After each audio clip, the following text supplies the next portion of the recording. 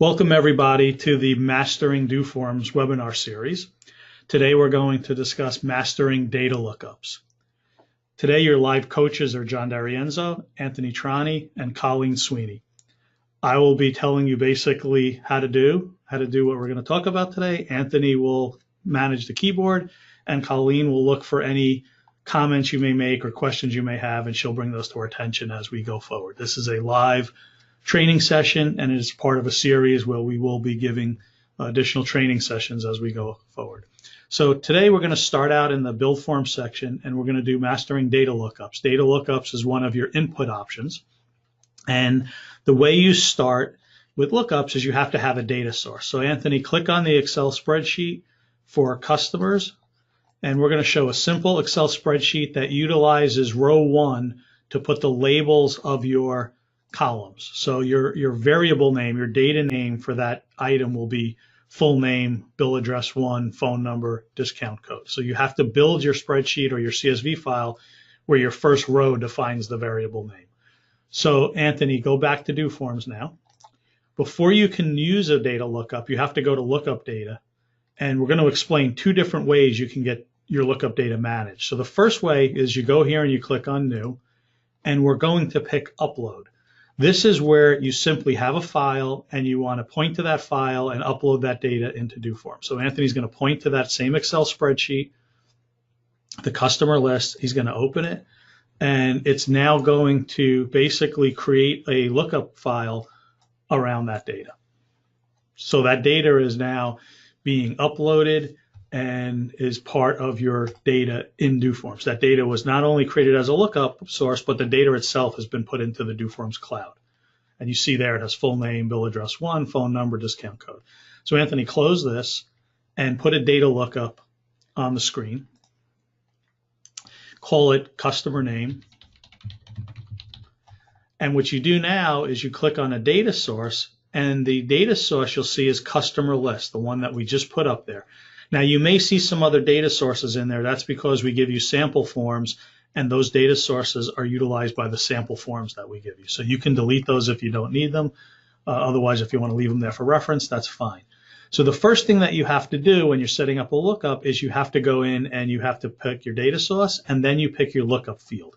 So if you notice, all of the variables, all of the data items that you had in your file are now available to you for your lookup field. So in this case, we're going to pick full name. Notice that the name of the column doesn't have to equal the data name, the name of the field. So we can call it customer name, even though your file had a different name for it. So now if Anthony goes ahead and hits preview, you'll see that that field will give you the ability to drop down that list. So there's all your company names. The next thing that we're going to show you in this process is how to use destination fields. So if you remember, there was additional fields in that. We can now bring in text boxes. So you see bill address, phone number, and discount code. So Anthony, go ahead and bring in text box, call it bill address. Bring another one, call it phone number. Go ahead and make it the phone number template. So one of the options you have now in text is to pick a format template. Go ahead and put a discount code. And now you need to go back to your data lookup and click on it, and you'll see destination fields. And what that's going to do is that's going to simply allow you to point to fields in your file and link them to fields in your form. So you open up your field and you pick the bill address field you just created. Now open up your file and pick the variable in your file.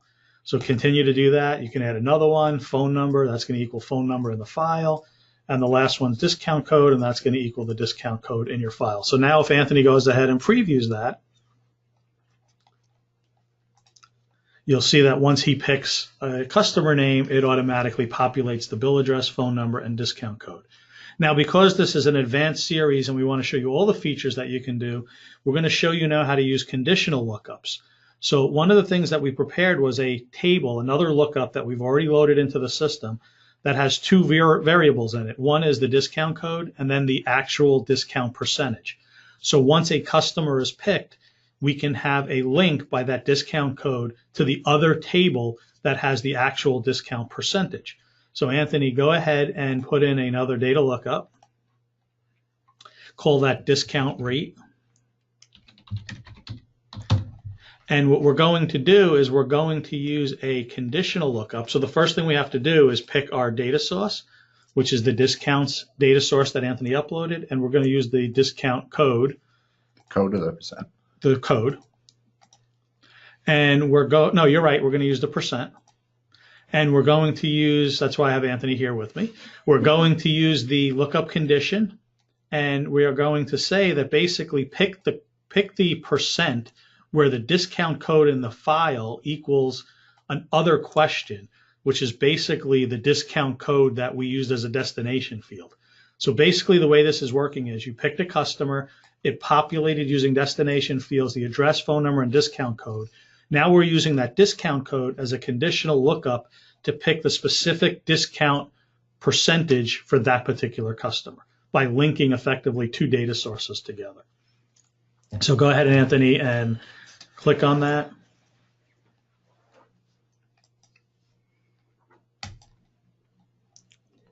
No, this should have the percent for that. Now, in this particular case, you had to pick the percent. Even though there was only one, it still forces you to pick it. Now, the way you get around that is click this off, go back to that discount rate, click on display first matching record, which means assuming that you have a table where there's only one value per lookup, which is what you should be doing in this particular case, we will automatically display the first matching record. Now, Anthony, go back and also click read only on this because we don't want them to have the ability to change it.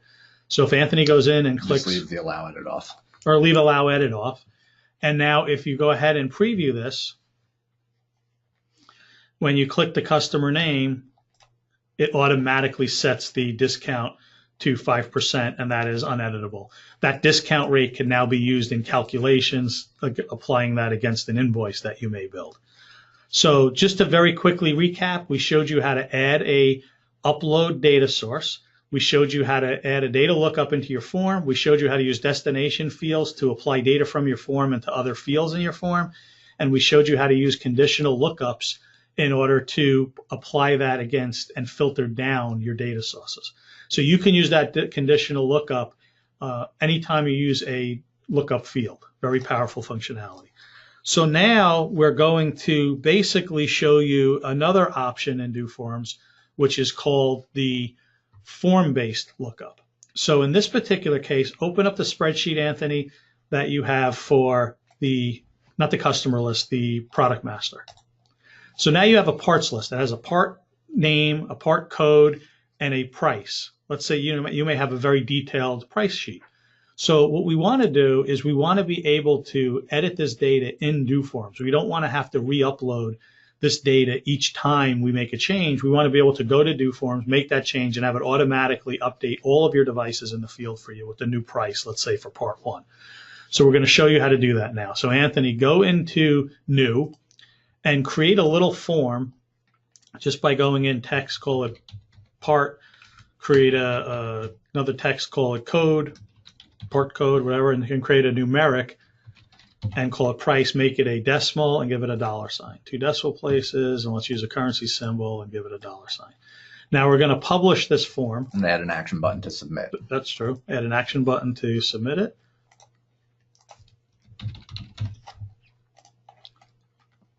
And now we're going to publish this form, and we're going to call it our price book.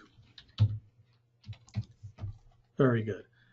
Now what we're going to do is we're basically going to utilize that published form to store our price book. So go into View Data and bring up the price book. It's already there, so you view it. Now you have 2 options here. One is if you don't have a file, you don't have an Excel file or CSV to start out with, you can just hit basically the new icon and start typing in a part, a code, and a price, and just keep doing that for all your parts. Or close this, Anthony, cancel this. If you have an existing price book, we're going to show you how you can first import that. So you go down to Import from Excel. You pick that price book file that you have. Now, keep in mind, there's 2 things here. Because Anthony made the price name, the label names the same, his field name and the label of his field in the Excel spreadsheet match. So it automatically matched them for him. It said part equals part, code equals code, and price equals price. Had the Excel spreadsheet had part number, product code, and part price as its headings, it would have first asked us to link those things together. It would have said, which item do I use for part, which item do I use for code, and which item do I use for price? So because they matched, they already went in and collected. So now Anthony's going to import that data.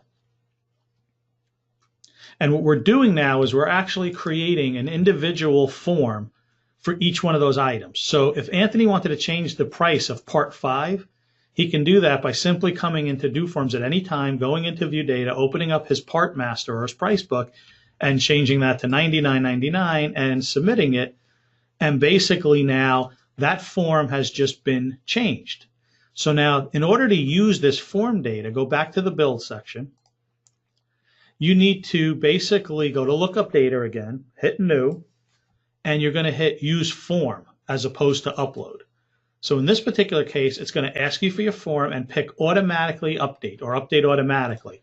What that's going to do is it's going to set anytime anything in any one of your forms changes, like that price we just changed, it's going to say to the mobile device, hey, I have new data for you. So the next time you update, it's going to look and say, I have new data for you, and it's going to push automatically that price change out to your mobile device. Okay, so now let's talk about a few more features in doForms. We're actually going to build an invoice. So Anthony, did you go ahead and add that form? You did. So that's a data source now. So let's talk about some other ways you can use data lookup. So the first thing we're going to do is we're going to understand that you can put a data lookup into a container. So grab a table. Start a new form. You can start a new form. Grab a table, call it invoice. And we're going to drag in a data lookup inside that table, and we're going to call it product or part, that's fine. And we're going to pick that data source, which was the price list that we have just uploaded. It's the main project price book. Main project price book, because it's a form, so now it uses the project as well as the form name. So now we're going to pick the part as our lookup. We're now going to add in a numeric, or you want to put the code in, that's fine.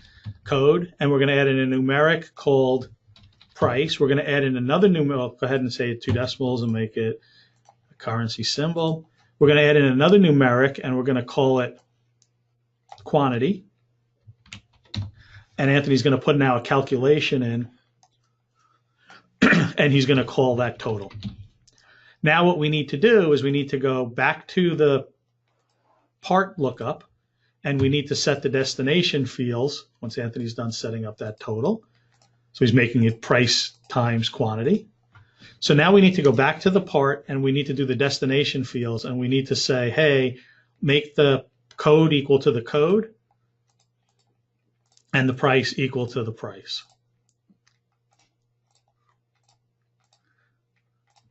Now we're going to do a few more things before we start. Anthony, go to invoice and go to adjust column width, and we're going to set this up to use 100% of the screen, but we want the part name to get a little bit more. So give that 30, give the code 10, and give the last 3 20.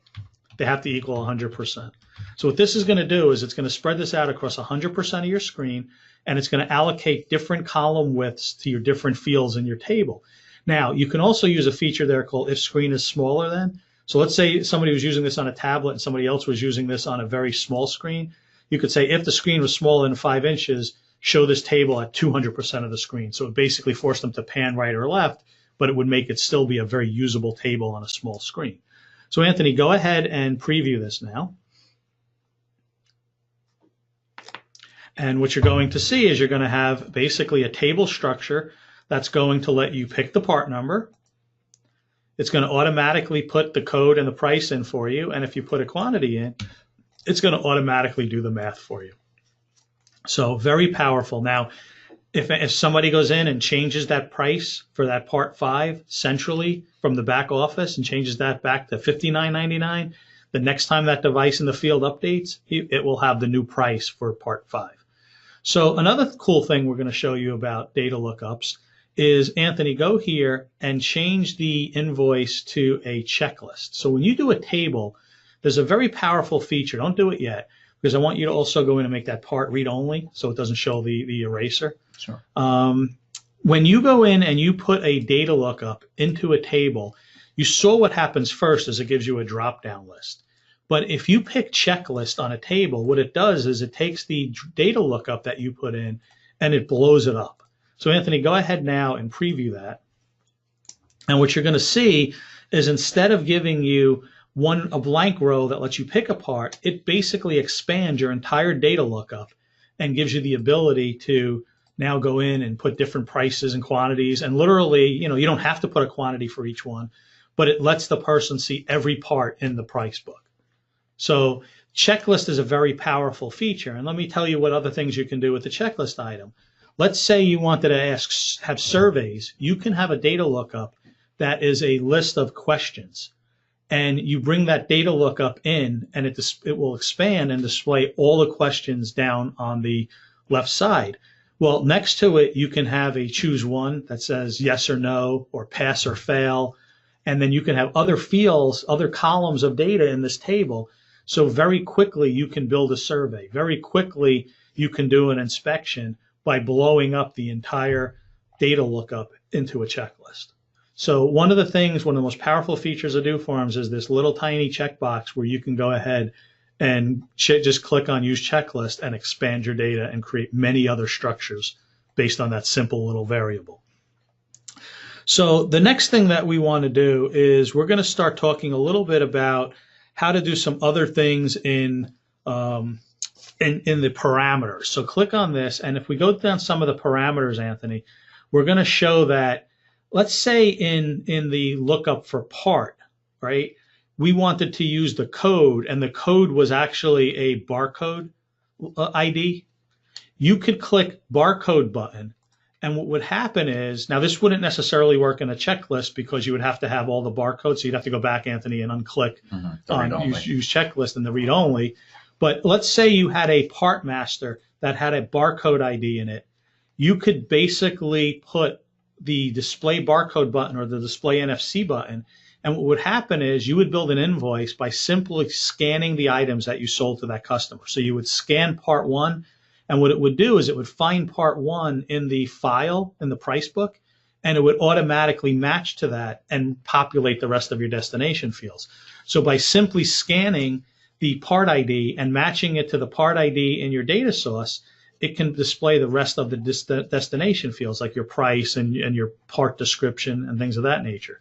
So by simply clicking the display barcode button and having your data, having your barcode IDs in it, you can create a barcode scannable invoice. Very powerful. Anthony, go up to limit to list. Another important feature here is limit to list. And what that says is you may have a list of parts and you only want your person selling those particular parts. So you would click limit to list, and that will only give them the ability to select from the drop-down. However, if limit to list is not checked, then the person has the option to either select from the drop-down or start typing in their own item. So let's say you had 5 parts, and then they also wanted to type in that for that particular customer, they did a service that wasn't in the part book. They can override the lookup if limit to list is not on and type in their own value. Obviously, it wouldn't do have any destination fields that matched because it wouldn't be a record in your data source, but there's nothing stopping you from putting in your own value and putting in your own other items. So limit to list is very powerful because sometimes you want to have the scenario of here's all the parts in your price book, but you want to have sort of an other capability. And if you leave limit to list unchecked, it gives your users the ability to have that other ability. The last couple of things we want to talk to is you'll see some things down here. Wildcard search, very, very important. If you click on wildcard search, let's say you had parts that had electronic fan, mechanical fan, and fan blower motor. If you just started typing FAN, it would automatically reduce your dropdown to only those items that had fan in them. So the wildcard search allows you to start typing, and it will literally return back to you a drop-down list that only equals rows that have those characters that you've started typing anywhere within the row. So in the case where it said fan blower motor, it would find it because fan was first, and where it said electrical fan, it would still find it even though fan was second in that description. very powerful to be able to turn on wildcard searches. There's some keyboard management in here. So sometimes you don't want to drop down. Sometimes you want to just be able to pick from the list. And if you don't need a keyboard, in other words, if you're going to use, let's say, I only want them to pick from the list is short, they don't need to be able to start filtering down the list by typing or anything like that, then there's no reason to have the keyboard sort of open up on your device. So if you don't need a keyboard, you can hide the keyboard. If you want a keyboard, you can show the keyboard, and you can even pick whether you want that keyboard to display if you're in portrait mode or in landscape mode or not. Sometimes, on a small device, if you're in landscape mode and the keyboard opens, it will cover the entire screen. So if it's something that you don't really need, it may be better in landscape to let them sort of scroll through the results versus trying to type in some filter results to filter on. And then I guess the last thing to discuss is that, there's a couple of things you may see, like choose one destination fields. That allows you to basically pick the underlying values of choose ones. So choose ones can have a lengthy answer like, this is a car, and the next one can say this is a truck, but you can have an underlying value that says car is 1 and truck is 2. And then you can basically pick the underlying value to point to versus the long, lengthy sentence. It just makes it easier to point to choose ones. And then finally, the last thing is there's some performance improvements. If you know that you're going to use this lookup as nothing more than a condition. So let's say you wanted to have, you had an address file as your customer list, and part of the file included a city. And what you wanted to do is only present to your user a list of customers that were in city equals New York. Then you would create a data lookup, put that data source in, and you would say limit that data source to city. And then you would use that city when they pick New York, you would use that as a conditional lookup into the other file, and the person in the field would only see rows that equaled New York. Well, if you use this input for conditional lookups only, it basically doesn't treat the data lookup like an entire data lookup. It just really treats it as a way to get a quick condition, and it makes it load quicker. It doesn't use as much memory. So, if you're not using it for destination field setting and you're not using it for any of that, just click on here and you'll get a little bit more performance. And unless there's any other questions, that kind of wraps up this thing. Do we have a question? Am I limited to the number of parts or customers that I can input to these lists? No. Basically, we have customers that have data sources that have 35,000 customers in their data source. What you need to know is that if you're constantly changing your data source, that you're basically sending out your data source over and over and over again. So, you want to keep your data sources potentially to the point where they're manageable. So from a performance perspective, yes, you can put in 35,000. You could even distribute those over the air with no problem. And you can use the wildcard searches to make it very simple to scan through those 35,000 lookups. You just have to make sure that you don't want to kill your data plan by distributing 35,000 records. You just got to take a little bit of responsibility there. But from a technology perspective, you can have some pretty decent sized data lookups out there. The last thing I should tell you too is that doForms sync and save program is also an automatic way to tie sync and save maybe to your database and have sync and save parse your database for your customer list once a week, let's say, and automatically populate a new customer list for you by pulling the data from your database and then repopulating that data lookup table up in the cloud. So if you don't want to be in a situation where every time something changes in your system, you have to go back in and update your data source in doForms, you can use sync and save to effectively automate that process. With that said, I'm going to close this webinar. If you have any questions, feel free to reach out to your live coaches. And this will be stored in YouTube as an on-demand webinar. So thank you for attending, and we look forward to you attending the next live webinar. Thank you.